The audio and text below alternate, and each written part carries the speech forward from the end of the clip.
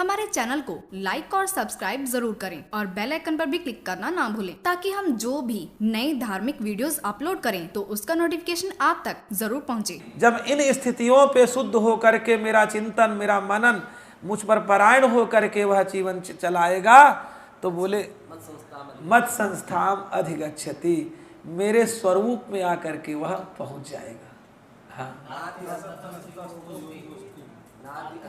परंतु और चीज ध्यान रखें, ये तो हुआ किस स्थान पर बैठे, किस प्रकार से आसन लगाएं, किस प्रकार से मन को संयमित करें, ये मार्ग हुआ। अब बोले इन स्थितियों में पहुंचने के पूर्व भी कोई कार्य है उनको ध्यान दे, वो क्या करें। बोले नात्यस्न नस्तु न चैकांत मनस्नतः न चाति स्वप्नशीलस्य जागृतो नैव चार्जुन। भगवान ने कहा देखो ये बहुत खाने वाले को भी ये वाला पूजा की तरफ मन नहीं लगता, इस योग की तरफ जाने के लिए बहुत ज्यादा भोजन करना भी बाधक बन जाएगा। क्यों? विविक्त देश से वित्वम अरतिरजन संशधि। हाँ, विविक्त सेवी लघुवासी यतवा काय मानसः, ऐसा कहा गया है। विविक्त सेवी लघुवासी, साधक को जितना शरीर में काम चल जाए उससे ज्यादा कोई भी वस्तु नहीं डालनी, क्योंकि जितना काम चलना था वो तो चल गया, लेकिन जो और बचा हुआ पदार्थ है वो केवल विकृति ही पैदा करेगा। या तो रोग पैदा कर, विकृति करके रोग पैदा कर देगा, अथवा आपको अपने श्रेय साधन से आपका अमूल्य जो आपके पास कोई विषय है समय, उस समय को नष्ट करता रहेगा। उसी जगह कहीं सोएगा, कहीं दवाई लेगा, कहीं कुछ करेगा। और जब जितनी जरूरत उतना डालेंगे तो आप बढ़िया साधन के मार्ग में हैं। तो बोले नात्यस क्या है, हाँ ना, माने बहुत ज्यादा खाने वाले को भी कुछ नहीं प्राप्त होता और बिल्कुल भी नहीं खाने वाले को भी नहीं होता, क्योंकि भी उसी में वो परेशान रहेगा। खाली कीजिए मेरा आज फलाहार नहीं हुआ, यहाँ कोई व्यवस्था नहीं, और ये नहीं हुआ और वो नहीं हुआ। बहुत से लोग ऐसे संसार में टहलते, आप जानते हैं। माने उनका समय सिर्फ इस उधेड़ बुन में बीता कि आज फलाहार नहीं मिला मुझे, व्यवस्था यहाँ कोई लोग नहीं करके रखते हैं। अब भाई तुम्हारे भाग्य में भी तो कुछ होना चाहिए। दूसरे का दोष दे रहे हो, बड़े त्यागी बने हो तो इसका भी त्याग कर दो, जो मिल जाए उसको खा लो, नहीं आनंद में रहो। परंतु बहुत ज़्यादा खाने वाले को भी सिद्धि नहीं मिलती, बिल्कुल नहीं खाने वाले को भी सिद्धि नहीं मिलती, बहुत ज़्यादा सोने वाले को भी सिद्धि नहीं मिलती, जागृतो नैव चार्जुन, बहुत ज़्यादा जगने वाले को भी सिद्धि नहीं मिलती। बराबर जितनी जरूरत इतने घंटा सोना, क्यों सोना? क्योंकि भगवान की पूजा करना। इतना खाना क्योंकि भगवान का भोग लगाना। हाँ, इतना जगना क्योंकि भगवान के प्रहरी बन करके संसार में भगवान ने देखने के लिए जो किया, भगवान की वस्तुओं को देखना, भगवान के कार्यों को देखना, ये कार्य अपने को लगाना। नहीं उससे विचलित तो अलग हो जाओगे, इतर हो जाओगे। हाँ, क्या करे? बोले युक्त आहार, जितनी जरूरत उतना आहार, जितना घूमना फिरना प्रपंच करना उतना जरूरी।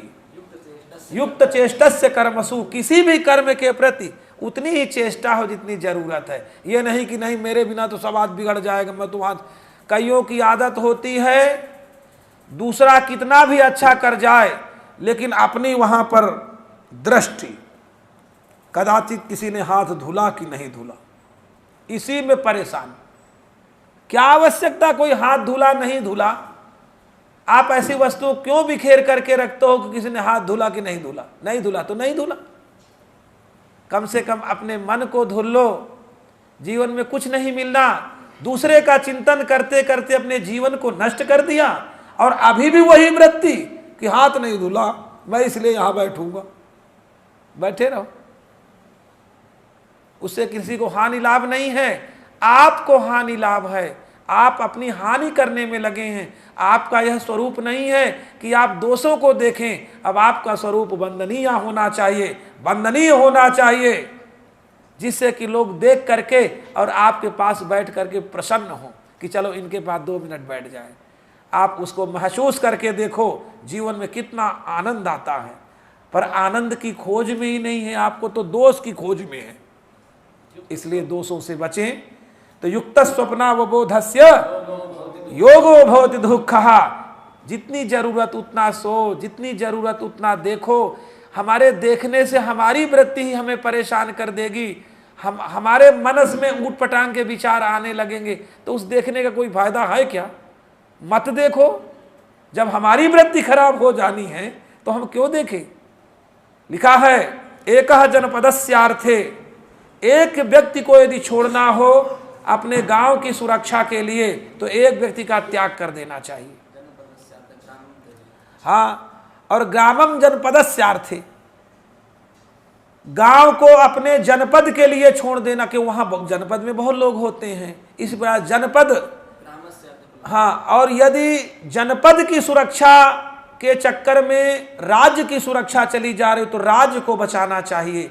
इसी तरह से राष्ट्र की सुरक्षा में यदि राज्य जा रहा है तो राष्ट्र बचाना चाहिए। लेकिन आत्मार्थे पृथ्वीम त्यजेत, यदि अपनी सुरक्षा न हो रही हो, हमारे अंदर विकृति पैदा हो रही हो, तो पृथ्वीम त्यजेत, इस संपूर्ण पृथ्वी की स्थिति का ही त्याग कर देना चाहिए। वास्तविक जीवन जीने का मार्ग ये है। हम दोष देखते देखते अपने को बुद्धिमान समझ रहे हैं। अरे भागवत जी स्पष्ट कहती हैं, हिंस्रः स्वपापेन विहिंसितः, पापी अपने पाप से नष्ट होगा। साधु समत्वेन भयाद विमुच्यते, साधु अपनी समता के कारण से भय से मुक्त होगा। फिर आप क्यों परेशान हो?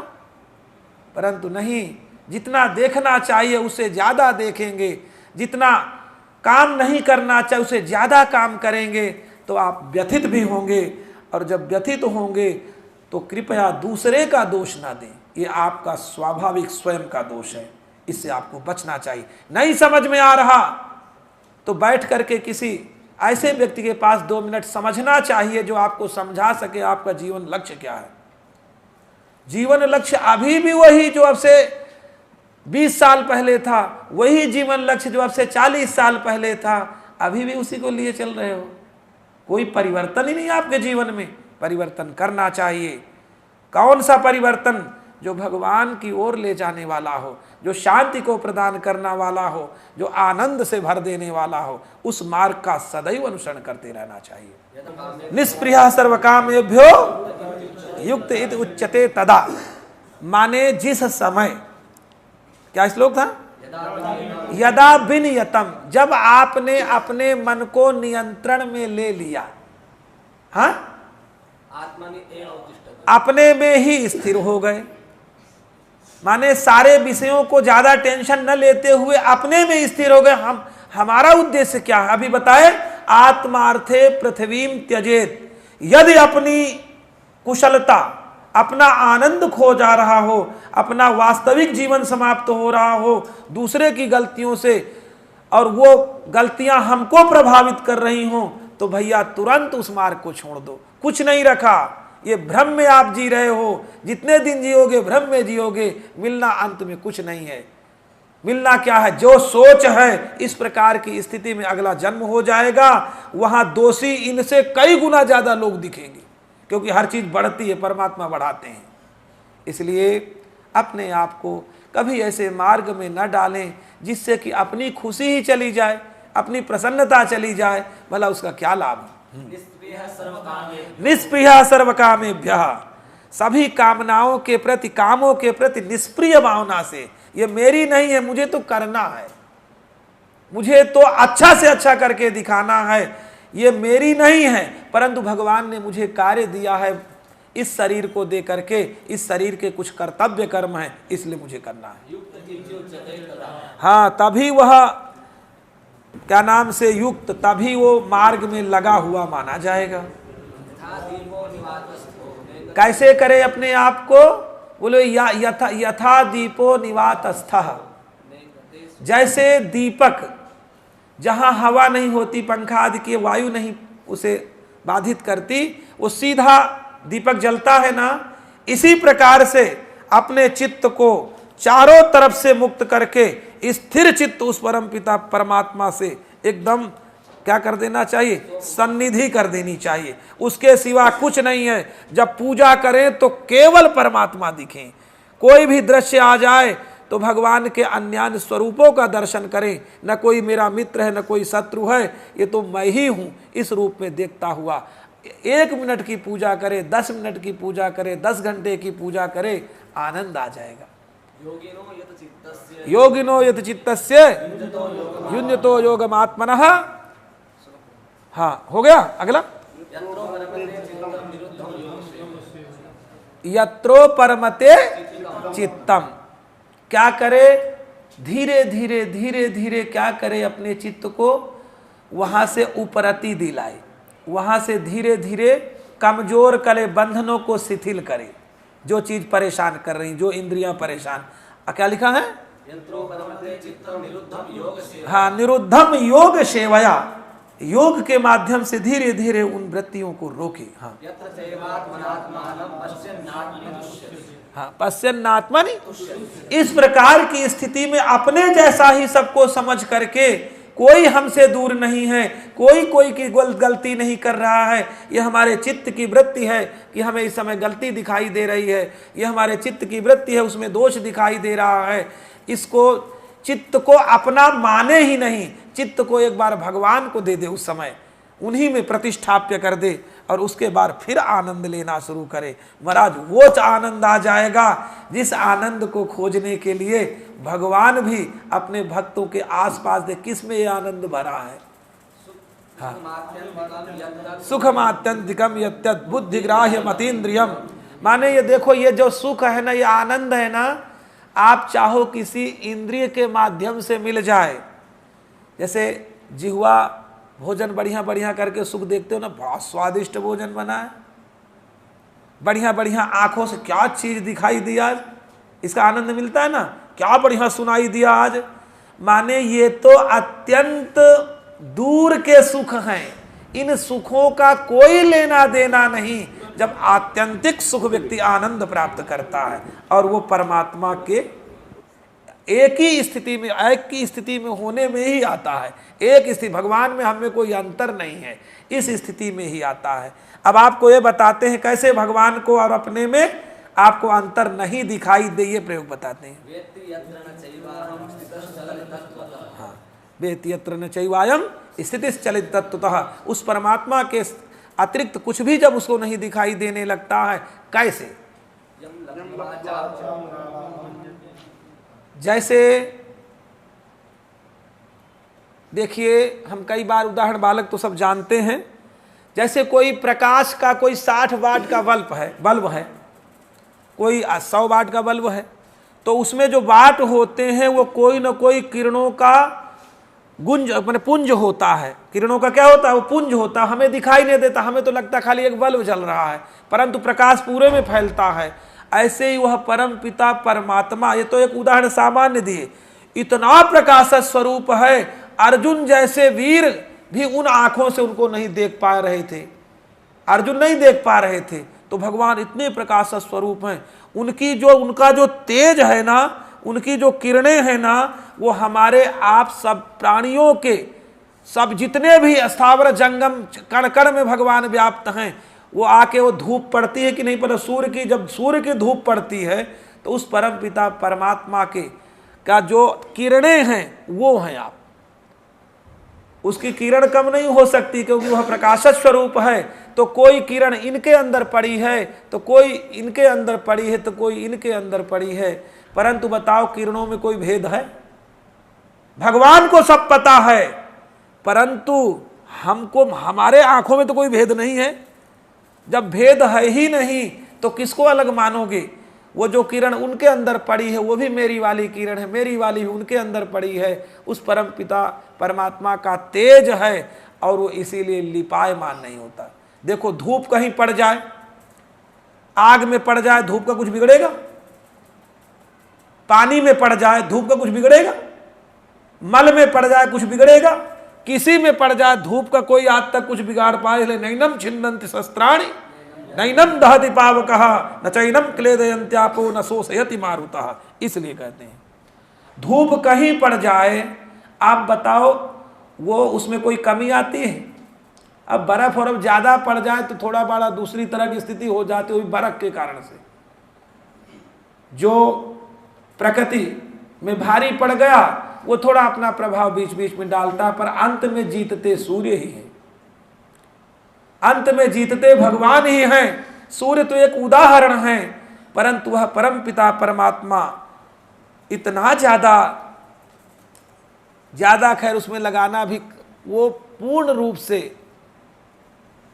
पूर्ण है, उसमें किसी तरह में ज्यादा कम लगाने की आवश्यकता नहीं है। वो इतना प्रकाश स्वरूप है कि उसके प्रकाश की किरणों के माध्यम से संसार में प्राणी अपना अस्तित्व देखते हैं कि शायद हम भी कुछ हैं।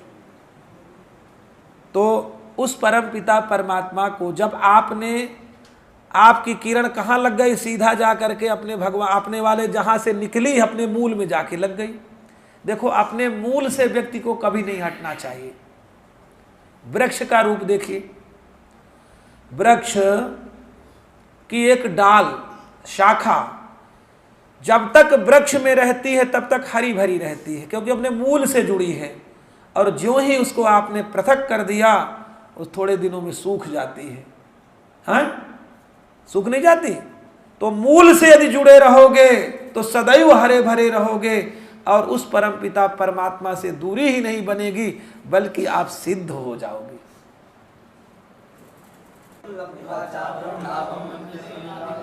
बोले देखो यम लब्ध्वा चापरम लाभम। अच्छा ये बताओ, भगवान के मिलने से बढ़कर कोई सांसारिक लाभ हो सकता है क्या?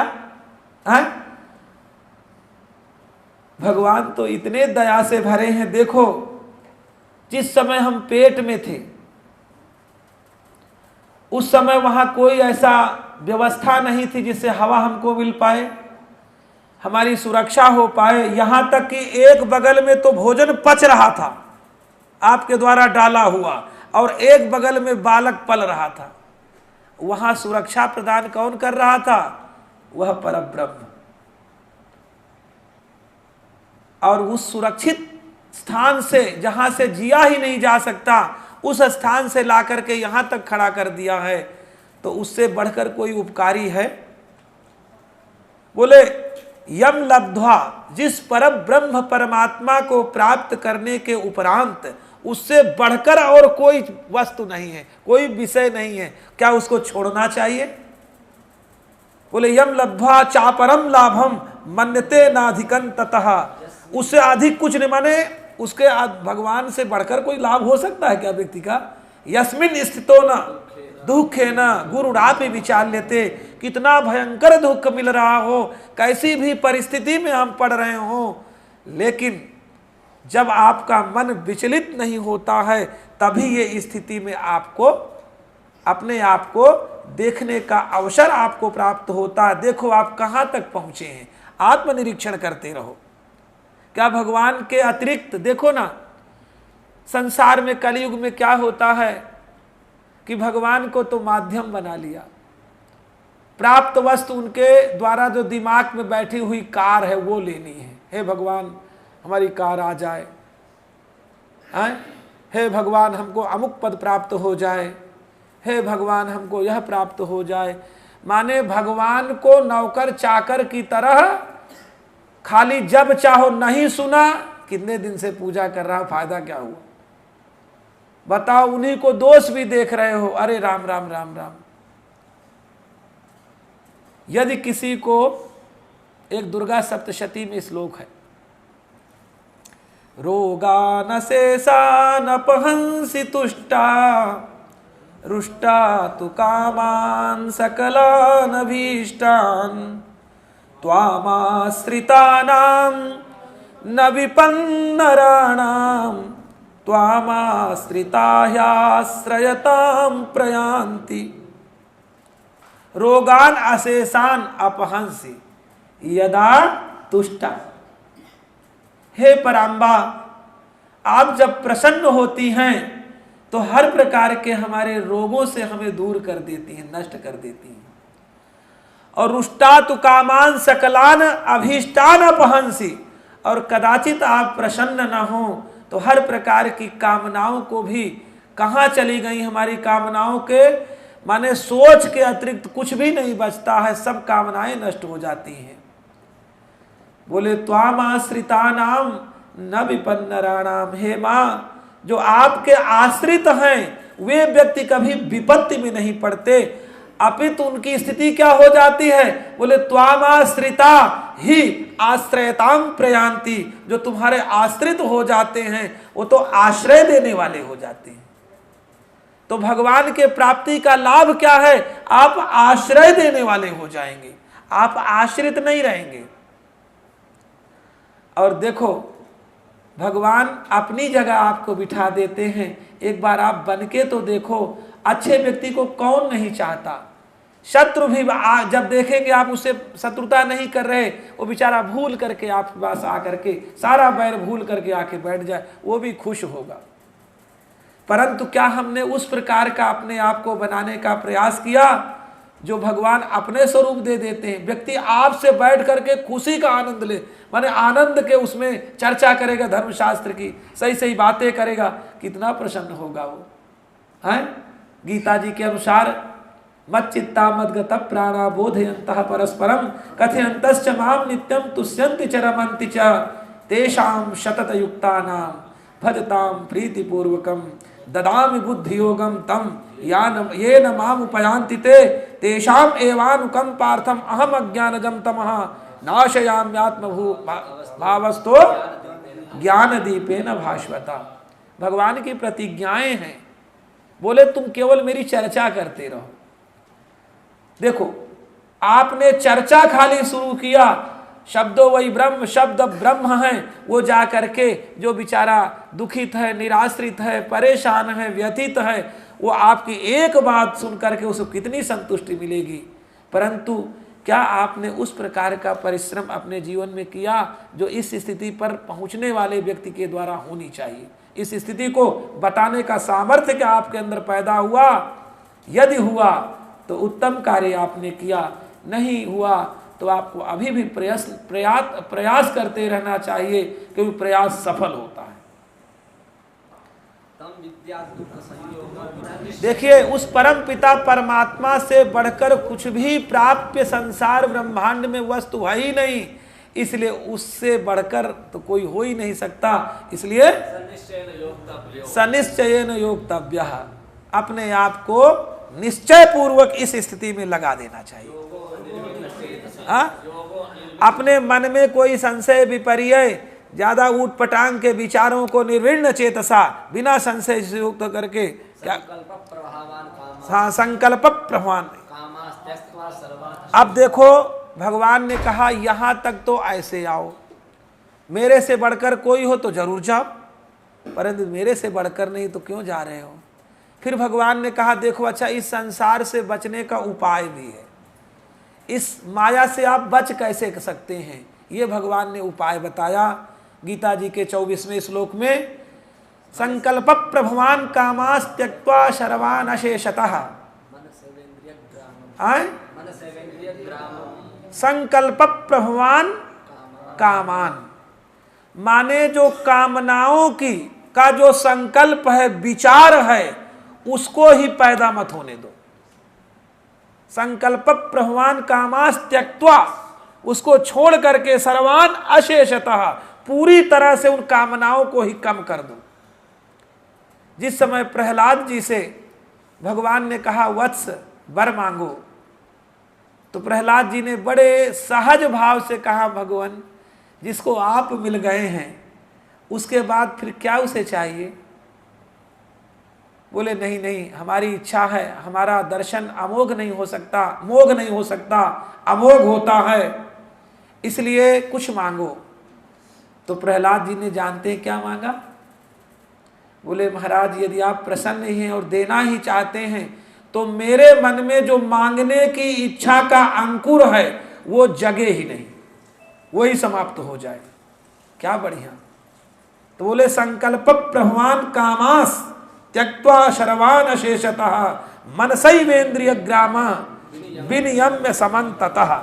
जहाँ जहाँ मन जाए, जिस कामना के प्रति व्यथित हो, वहाँ वहाँ से उसको उसकी औकात बता करके कि इसका ज़्यादा समय नहीं है, ये सब आगमा पाइने वाले हैं, इसका मार्ग थोड़े दूर का है, उसको छोड़कर उस नित्य पर ब्रह्म का सदैव चिंतन करता रहे और कामनाओं को धीरे धीरे धीरे रोके।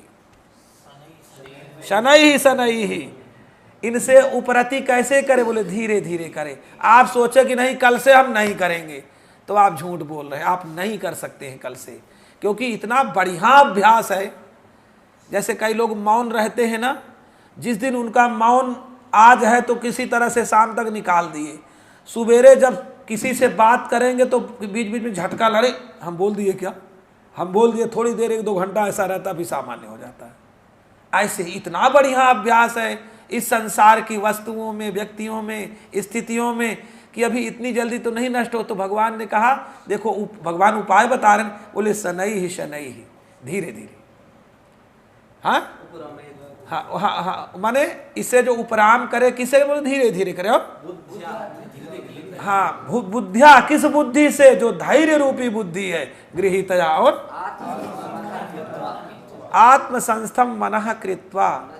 अपने आप में देखो, इस शरीर के कई लोगों की देखो ना, वो नमक रोटी खा के काम चला लेते हैं, कोई प्याज रोटी खा के चला लेते हैं, कईयों को 10 सब्जी के बिना बनता ही नहीं, कईयों को दाल के बिना भोजन ही नहीं रुचता, कईयों को अन्य पदार्थों से उनकी मन की इच्छा नहीं पूर्ति होती है। क्या है? ये उनका अभ्यास है।